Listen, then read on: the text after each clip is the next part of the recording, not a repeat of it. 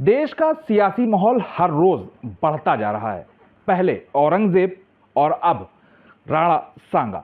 जी हां, हम बात कर रहे हैं सियासी संग्राम की कि लगातार देश में इतिहास के पन्नों को पलटा जा रहा है और तमाम तरीके की प्रतिक्रियाएं दी जा रही हैं। ऐसे में राणा सांगा को लेकर समाजवादी पार्टी के नेता ने एक ऐसा विवादित बयान दे दिया जिसके बाद सियासी घमासान छिड़ गया। हमारे साथ भाजपा के विधायक सुरेंद्र मैथानी साहब हैं। इनसे एक बार बात कर लेंगे कि आखिर इस तरीके के बयानबाजी क्यों सामने आ रही है और आखिर विपक्ष जो है, समाजवादी पार्टी जो है, वो क्यों इस तरीके के बयान को रोक नहीं पा रही है, क्यों उनके नेता इस तरीके के बयान दे रहे हैं।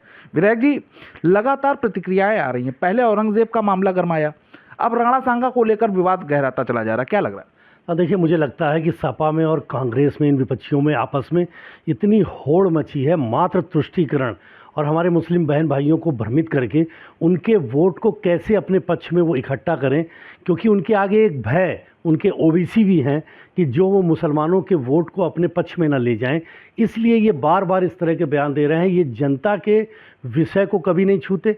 जिस प्रकार से मोदी जी और योगी जी अपनी सरकार को, गरीबों को, ज़रूरतमंदों को समर्पित कर रहे हैं, ये इनकी बौखलाहट का मुख्य कारण इसलिए है कि इनको लग रहा है कि जनता जब लगातार जनादेश मोदी जी और योगी जी को दे रही है तो हमारा अस्तित्व धीरे धीरे ख़त्म हो जाएगा और अपने को जिंदा करने के लिए घृणित इस तरह के बयान दे रहे हैं, जिससे ये इस बात को समझ नहीं पा रहे हैं कि इसी तरह, इन्हीं बयानों के कारण, इनकी इसी गतिविधियों के कारण इनको जनता लगातार नकार रही है। विधायक जी, एक सवाल और, क्या इतिहास के साथ कोई छेड़छाड़ हो रही है या फिर इतिहास की पूरी जानकारी नहीं है? किस तरीके, क्योंकि जो भी लोग ये बयान दे रहे हैं वो पढ़े लिखे हैं, पार्टी ने उन्हें जिम्मेदारी पद पे बैठाला है, जनता ने उन्हें चुना है और वो ऐसे इतिहास की जानकारी दे रहे हैं जो शायद नहीं है। देखिए, ये इनका ये स्वभाव रहा है और ये इतिहास को जानते भी नहीं हैं और छेड़छाड़ शब्दों के माध्यम से करने का असफल प्रयास कर रहे हैं, क्योंकि इनके मन में, इनके जवान में, इनके शब्दकोश में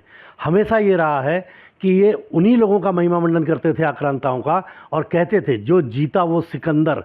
अरे जो जीता वो शिवाजी क्यों नहीं?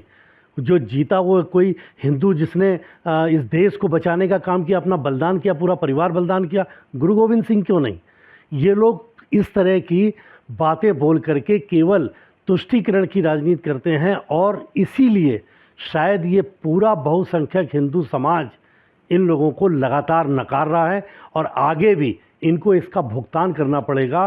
राजपूतों को, क्षत्रियों को, जिन्होंने इस देश के लिए अपने पूरे पूरे परिवार, बच्चों के साथ बलिदान किए हैं, उनका ये अपमान जो आज कर रहे हैं, इनका खामियाजा भी इनको भुगतना पड़ेगा। विधायक जी, प्रदेश में योगी सरकार ने अपने 8 साल का रिपोर्ट कार्ड पेश किया, लेकिन उसके बाद ही समाजवादी पार्टी से राष्ट्रीय अध्यक्ष अखिलेश यादव ने एक एक्स पे एक पोस्ट किया। उन्होंने कहा कि 8 साल यूपी सरकार बर्बाद।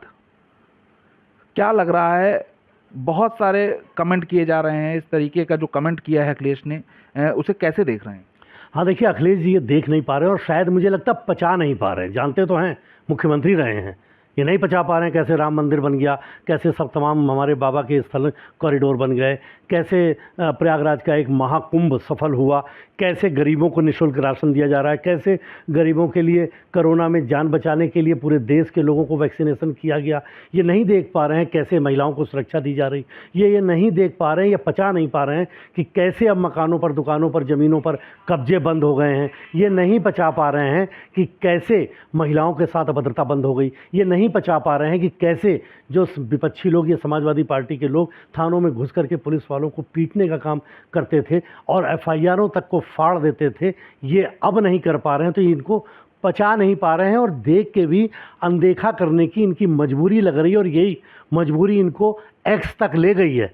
पूरे विपक्ष और समाजवादी पार्टी को आज एक्स तक ले गई है। अब बचा है केवल वाई, एक्स के बाद वाई और वाई के बाद जेड। 27 का चुनाव वाई है, 29 का चुनाव जेड है, इसके बाद पूरा विपक्ष और पूरा समाजवादी पार्टी साफ। वाई और जेड से मतलब क्या है विधायक जी, क्या कहना चाह रहे हैं? अंत में पहुंच रहे हैं। ये देखिए, हमारी पूरी जो वर्णमाला है अंग्रेजी की, एक्स तक पहुंची है, एक्स के बाद आता है सीरियल वाई और जेड। तो अंत में, यानी अपना एंड करने की तरफ ये तेज़ी से बढ़ रहे हैं, इसलिए ये एक्स पर अभी टिके हैं और वाई और जेड के बाद इनका पूरा एंड होना है। वाई पे भी ये आएंगे, ये अपना एंड करेंगे और जेड के बाद ये पूरी तरह समाजवादी पार्टी समाप्तवादी पार्टी बन जाएगी।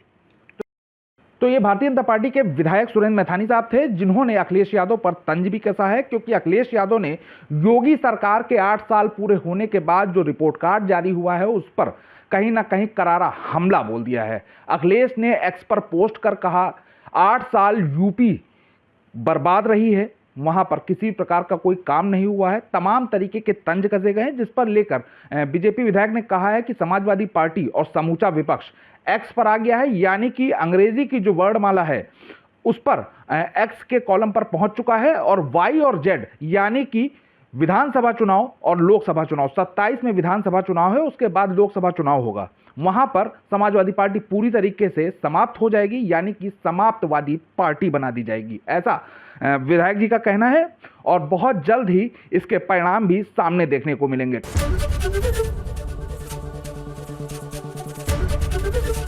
एबीपी गंगा, खबर आपकी, जुबान आपकी।